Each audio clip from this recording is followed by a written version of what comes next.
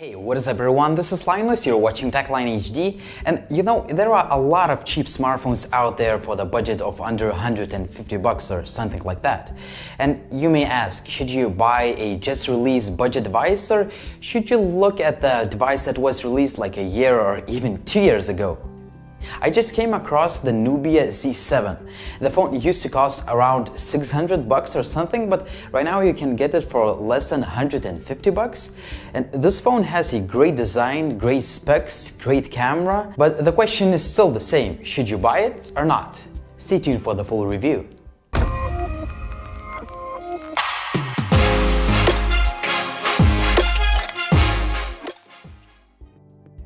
You can tell that the Nubia Z7 was a flagship smartphone once you see a premium packaging it comes in. Inside the box you can find all the usual items, and some extras include a hard plastic case and a pair of earphones that actually sound pretty good. When it comes to the design, the Nubia Z7 is a well-crafted device, and it uses a metal frame that goes all around the device and tactile metal buttons. Speaking of the buttons, the phone has a dedicated two-stage camera shutter key that allows you to launch the camera straight from the standby mode. Well, the Nubia Z7 was a camera-centric device as it uses a 13-megapixel Sony camera sensor, optical image stabilization, and dual-tone, dual-LED flash. The camera does not protrude out of the soft plastic finish of the backplate. Even though it's not made of metal, it still feels quite premium.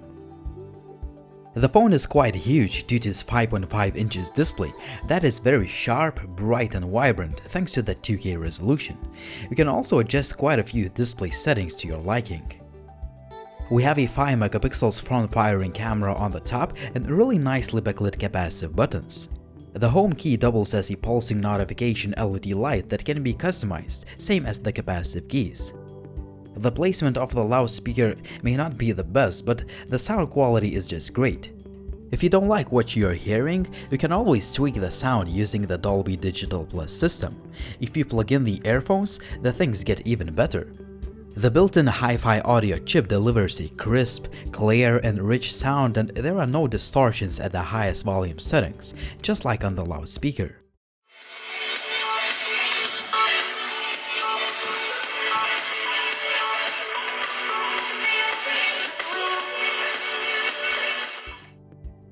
Finally, the phone lacks the fingerprint scanner, which is a huge disadvantage for some, but it has some extra features like the IR blaster that allows you to control the devices like TVs. Even though the Nubia Z7 is a 2-year-old phone, it still has some great specs. It uses the most powerful version of the Snapdragon 801 chip, which is clocked at 2.5 GHz, 3 GB of RAM and 32 GB of storage, which is however not expandable. Even though the Snapdragon 801 is a 32-bit chip, it handles the 3D games very well. Yes, you may see a few skipped frames on the very highest graphics settings in some games, but these are just minor complaints. Finally, the phone gets a little bit warm, but it does not overheat. One of the main shortcomings for some users is that the phone runs on the outdated Android 4.4 out of the box. However, you can flash a custom ROM with the Android 6.0 if you're a more advanced user. For me, having the outdated user interface on the Nubia Z7 is not a deal breaker since the device has been working smoothly and I didn't have any lag or stutter, even though there are so many features and customization options.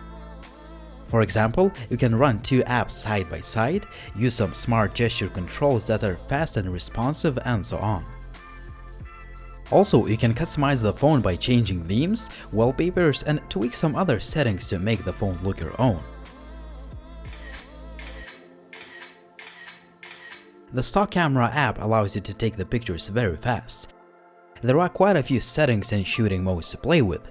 For example, you can select the Fun mode that has some other shooting modes and various filters. The Pro mode allows you to adjust quite a few settings like ISO, exposure, and so on if you feel creative. When it comes to the image quality, it is pretty good for a $150 phone, even though I could only test the camera on the cloudy day.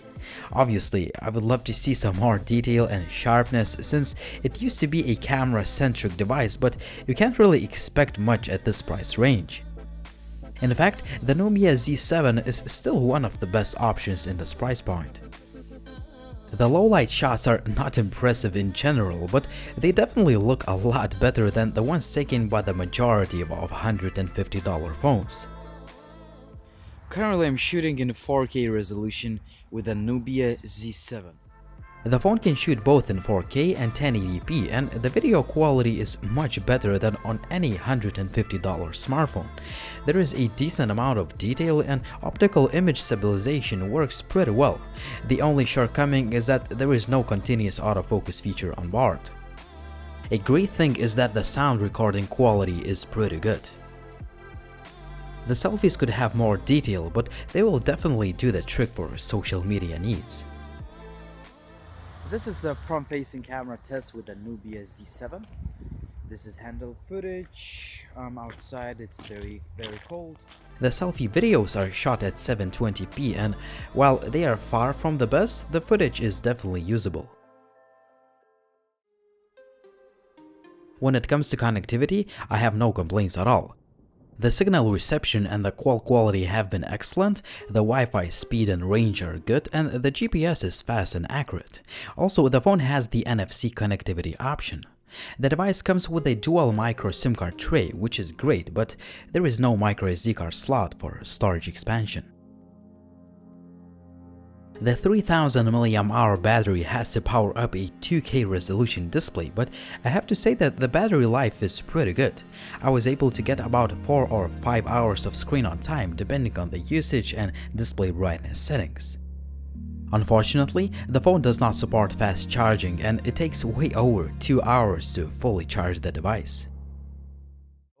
Alright, so we've come to the conclusion part, and let's talk about the pros and cons of the Nubia Z7. I love the design and build quality of the phone. You know, it uses a metal chassis, metal buttons, and the phone feels kind of nice in the hand. Another great feature is obviously a 2K resolution display. I mean, for this price point, it's kind of hard to find a display that has a 2K resolution, which is sharp and vibrant and also bright for both indoor and outdoor use.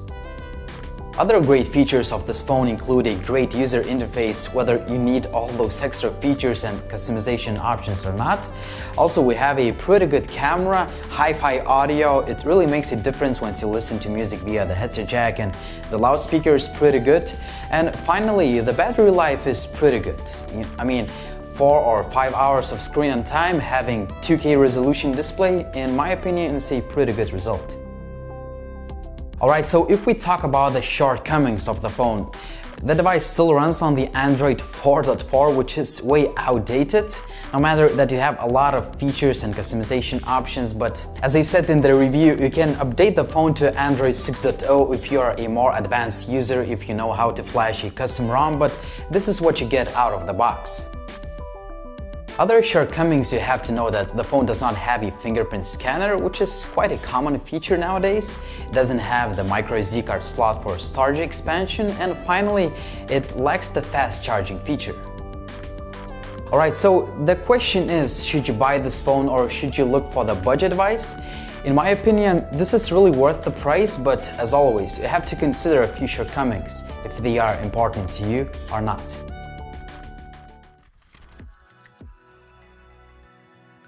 It was Linus, thanks for watching, and as always, if you guys have any questions about this phone, please drop me a comment down below.